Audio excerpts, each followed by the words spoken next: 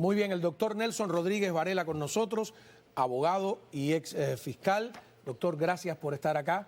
Me gustaría empezar con unas imágenes de actualidad, pues es el momento en que el presidente Trump y su esposa Melania acuden a rendir tributo al expresidente Jimmy Carter. Tenemos ahí las imágenes de ese, bueno, por lo menos en lo que me tenía entendido, ahí lo vemos, ¿no?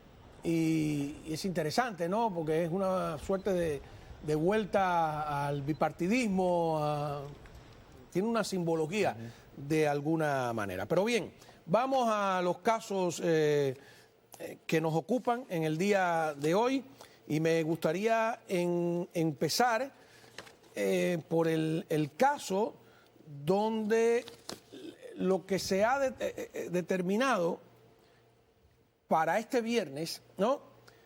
Que dice que, y yo no entiendo bien, me lo va a tener usted que explicar, que la Corte ha determinado que no hay propósito significativo para imponer sentencia. Tiene un término en inglés eso, ¿no? ¿Cuál es? Sí, en el estado de Nueva York existe lo que se llama el unconditional discharge y la verdad que estaría yo especulando cómo se dice eso en español, pero es básicamente lo que dijiste. Cuando hay una convicción, cuando un jurado encuentra a alguien culpable o alguien se declara culpable y el juez determina que no hay una razón lógica por la cual imponer sentencia, entonces el juez simplemente evade imponer sentencia, no impone sentencia. Es como una suspensión de sentencia en otros estados. Entonces eso quiere decir que el único propósito que él tiene, el único propósito significativo que tiene el juez Juan Merchan en este caso, es de declararlo un convicto, un convicted felon.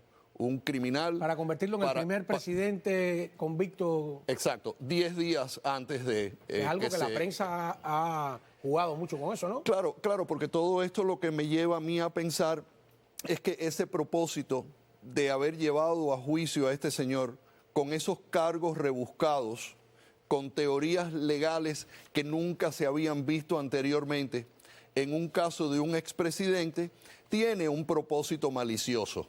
Y tiene una razón política de haberse llevado a cabo de esta forma, con ese fiscal y de la forma que el juez ha llevado a cabo el caso. Durante el transcurso del juicio se admitieron ciertas evidencias. Después de que se admitieron ciertas evidencias que el jurado lo encuentra culpable, viene la determinación de la Corte Suprema de los Estados Unidos con respecto a la inmunidad presidencial. Inmediatamente los abogados del presidente interponen una apelación interlocutoria, que es una apelación que no necesita esperar a una sentencia, sino que simple y llanamente se presenta porque es una violación que debería de impedir la imposición de sentencia. Y por esa razón se pide que se detenga cualquier tipo de proceso en Nueva York en que el cual el juez pueda adjudicar una sentencia o adjudicarlo culpable de esos cargos. ¿Por qué? Porque esas evidencias que se admitieron, muchas de ellas, y es lo que alegan los abogados del presidente con lo que ellos han presentado y lo que la Corte Suprema de Nueva York ha negado, y por eso va a la Corte Suprema de los Estados Unidos, es que ciertas evidencias se presentaron durante el juicio que quedarían nulas basado en la determinación de la Corte Suprema en el caso de la inmunidad presidencial. Es decir, de la misma forma que el sistema federal y los fiscales federales tuvieron que reformar las acusaciones del 6 de enero y la acusación de los documentos, de la misma forma tienen que eliminar ciertas evidencias de prueba que fueron admitidas y por lo tanto esa determinación de culpabilidad no es una determinación de culpabilidad legal porque no responde a los parámetros establecidos por la Corte Suprema de los Estados Unidos y por lo tanto se debería de suspender la audiencia de sentencia impuesta para el día 10 y no solamente eso, se deberían de suspender todos los procesos que tengan que ver con ese cargo criminal en el estado de Nueva York. A ver, yo quisiera ir al principio, ¿no? del sistema judicial y aquí hemos estado intentando, como repito siempre, venimos de otras realidades o irrealidades, depende. El sistema judicial norteamericano como el sistema político. Un juez, digamos, municipal, para llamarle de alguna manera, de aquí de Miami o de Texas, tiene libertad plena para escoger a quién acusa, porque en algunos de nuestros países... Un juez de aquí del condado Miami-Dade. no tiene que consultar con una autoridad judicial mayor para encausar a alguien. No, el juez no encausan los fiscales. Ajá. El juez es un árbitro neutral y el trabajo fundamental de un juez es asegurarse que la ley se cumpla. En este caso, la ley es lo que determinó la Corte Suprema de los Estados Unidos, que aplica no solamente al sistema federal, sino al sistema estatal también. Cualquier desviación de esos parámetros constitucionales establecidos por esa jurisprudencia es causa para interponer una apelación interlocutoria para que se decida ese caso, para evitar que no se lleve a cabo la justicia basado en las garantías constitucionales del acusado, que es fundamental y es lo más importante. Así es como este sistema se define. En ningún caso un juez encausa. En ningún caso un juez encausa. Entonces, encausan los fiscales. Local no tiene que contar el fiscal estatal, por ejemplo, no tiene que contar con una autoridad mayor para encausar. Bueno, el fiscal debe de tener en cuenta la jurisprudencia que aplica al caso que quieren presentar. En este caso, la jurisprudencia se ha establecido a favor de una protección a un presidente cuando está en funciones oficiales dentro de la presidencia. Y ahí hubo muchas conversaciones que tuvo con sus oficiales de la Casa Blanca que fueron introducidos en evidencia. Ahí hubo documentación que se preparó como parte de las obligaciones del presidente que también fueron utilizadas como evidencia. Y más importante que nada, las protecciones, no solamente la protección que se le da al presidente Donald Trump o al presidente, expresidente en aquel momento, presidente electo en este momento, que tienes que ofrecerle esas garantías procesales al presidente y por lo tanto no se debía de haber acusado. A ver si me hago entender. Vamos a poner el ejemplo de los países pequeños donde uno viene. Hay una Fiscalía Nacional. No hay en Cuba, antes que yo recuerde, no he leído nunca, no había un fiscal de Marianao o un fiscal que aquí veo que los fiscales locales tienen un poder o los jueces locales tienen un poder tremendo de coger al presidente y sentarlo en el banquillo de los acusados. Mi pregunta vuelve a la misma. ¿Tienen esa libertad plena dentro de lo que ellos consideran que es legal? No es un poder ilimitado. Todos los poderes tienen limitaciones. El fiscal tiene limitaciones constitucionales y tiene limitaciones procesales. Y los jueces tienen las limitaciones para que no haya abuso de discreción. Una cosa es que el juez tenga discreción en términos de administrar esos procesos jurídicos y otra cosa es que tenga un poder absoluto de hacer lo que le da la gana.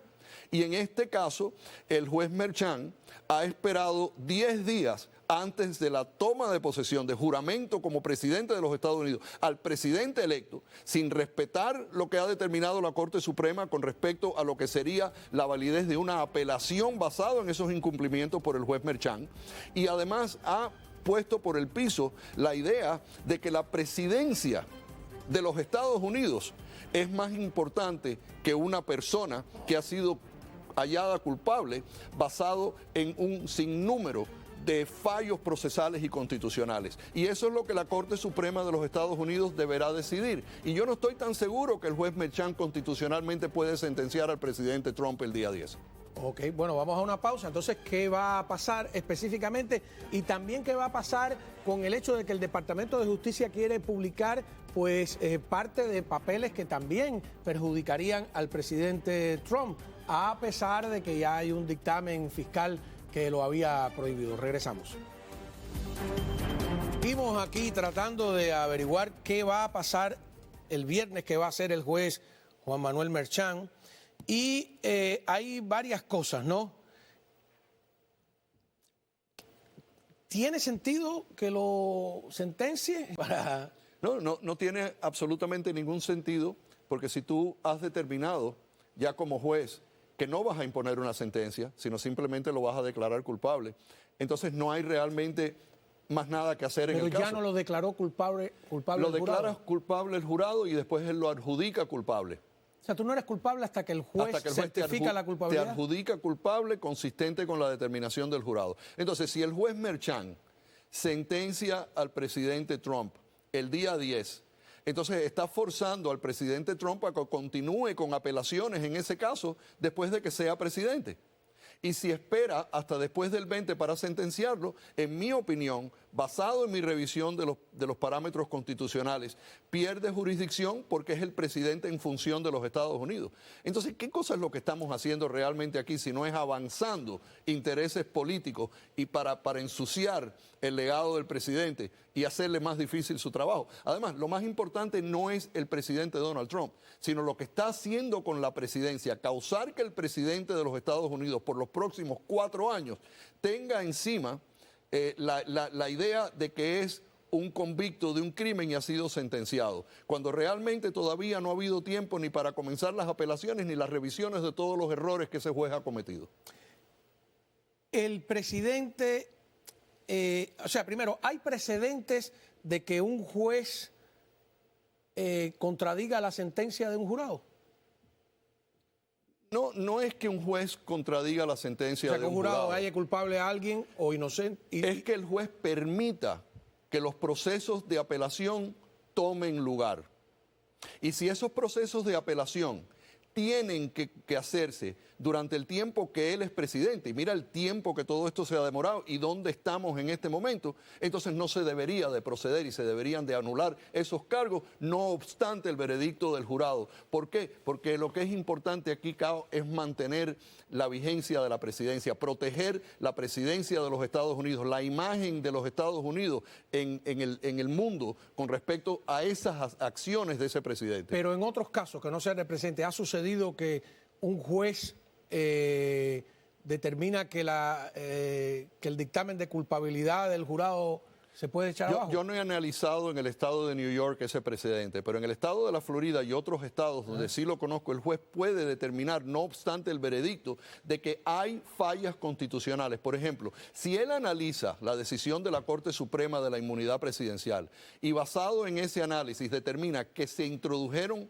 pruebas que no debían de haberse introducido en este caso, porque están protegidos por esa determinación de la Corte Suprema. Entonces la obligación del juez es de eliminar ese cargo porque él sabe que en una apelación no hay argumentos, porque dado esa determinación y dado ese veredicto, el juez puede hacer la determinación de que esa decisión de la Corte Suprema es aplicable a su caso y por lo tanto esas evidencias no deben proceder. Ahora, usted dice 10 días antes o unos días, sí, 10 días antes de tomar posesión, va a dictar sentencia, pero si espera a después de que tome posesión, ¿puede dictar sentencia si está bajo inmunidad? Yo creo que pierde la habilidad de hacerlo. Y otra pregunta es, ¿cómo podemos interpretar el dictamen de la Corte Suprema?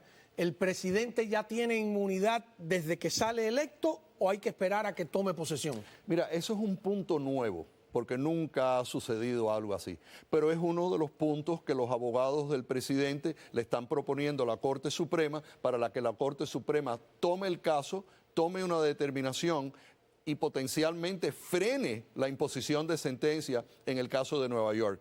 Y tiene la habilidad de hacerlo porque esto no se puede resolver en 2 o 3 días. Tienen los abogados que presentar sus pruebas. Mañana yo creo que la Corte Suprema se va a pronunciar porque mañana es el día que le han obligado por orden judicial de la Corte a los fiscales que presenten una respuesta al recurso que han presentado los abogados del presidente. Así que mañana vamos a saber un poco más. Mañana vamos a saber si la Corte Suprema de los Estados Unidos va a imponerle la obligación a la Corte en Nueva York de que considere y tome una decisión con respecto a esos parámetros antes de imponer cualquier tipo de sentencia o antes de imponer cualquier otro movimiento de ese caso hacia adelante hasta que eso no se decida. O a lo mejor se ve obligada la Corte Suprema a determinar desde qué punto tiene inmunidad, desde que es certificado, desde que gana la elección o desde que toma posesión, porque también se presta para que entonces en el periodo en que es electo, al que toma posesión, te bombardean con casos judiciales y pueden impedir tu...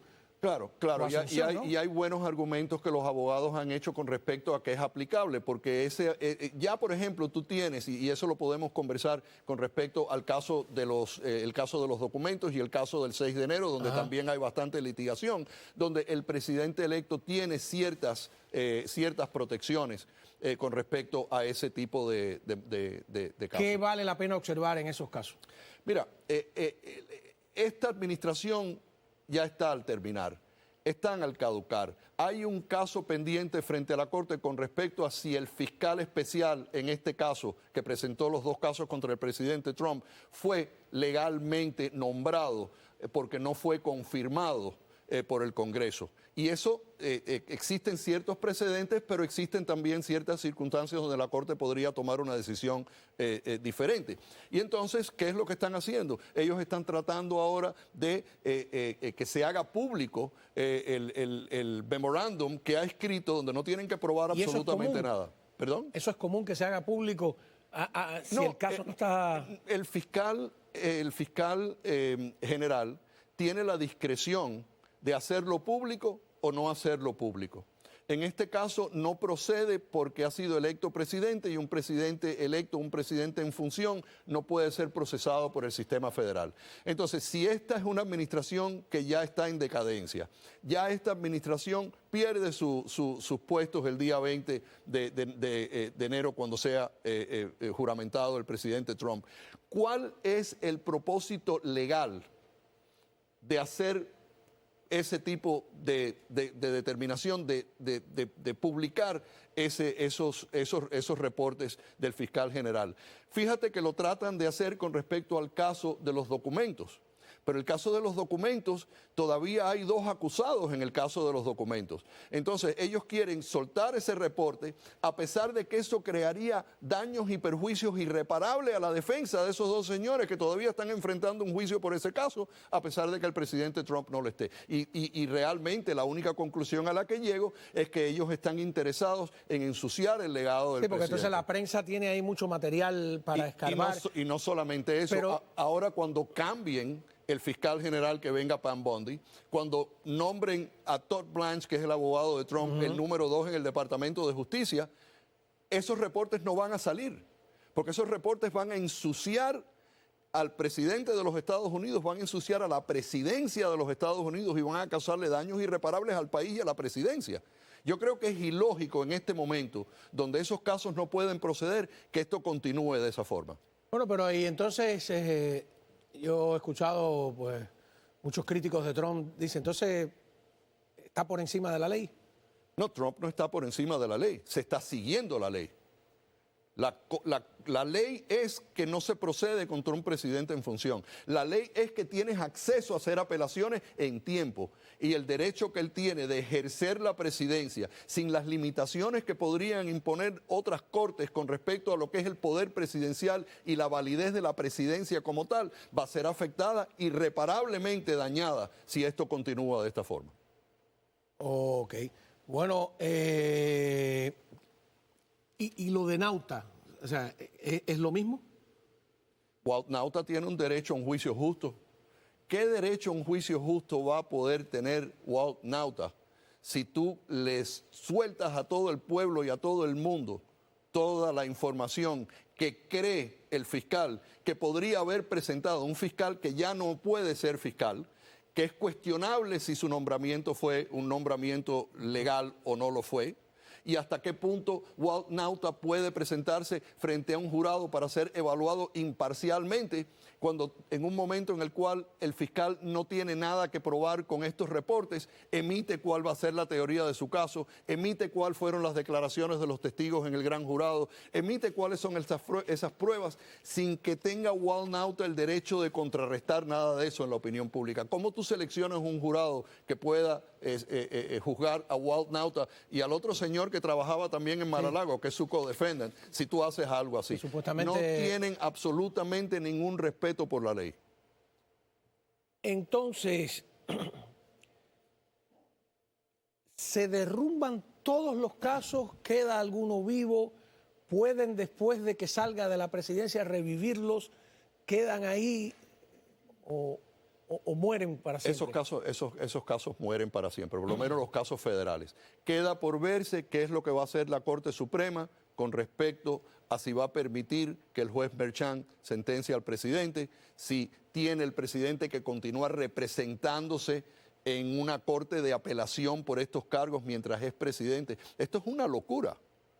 Esto no es solamente algo que nunca ha sido visto, pero es una manera donde esta administración realmente hace que la justicia de los Estados Unidos se comprometa. Están comprometiendo los valores de la jurisprudencia y de las leyes americanas por tratar de lograr un propósito político. Ok. Bueno, pues muchísimas gracias, doctor. Esperemos de todas maneras. Mañana dice usted que va a ser un día interesante. Muy interesante. Yo me imagino que contestará la Corte Suprema de alguna forma o en poco tiempo lo hará, pero pienso que sí se van a pronunciar. ¿Cómo lo van a hacer? No te sabré decir. Tenemos al doctor Nelson Rodríguez Varela, abogado y exfiscal, tiene su oficina ahí en Leyún y la 11, ¿no? Así que cualquier otra consulta, las preguntas que yo no hice, pueden tocarle la puerta. Gracias, Juan Manuel. Muchísimas gracias. A la vuelta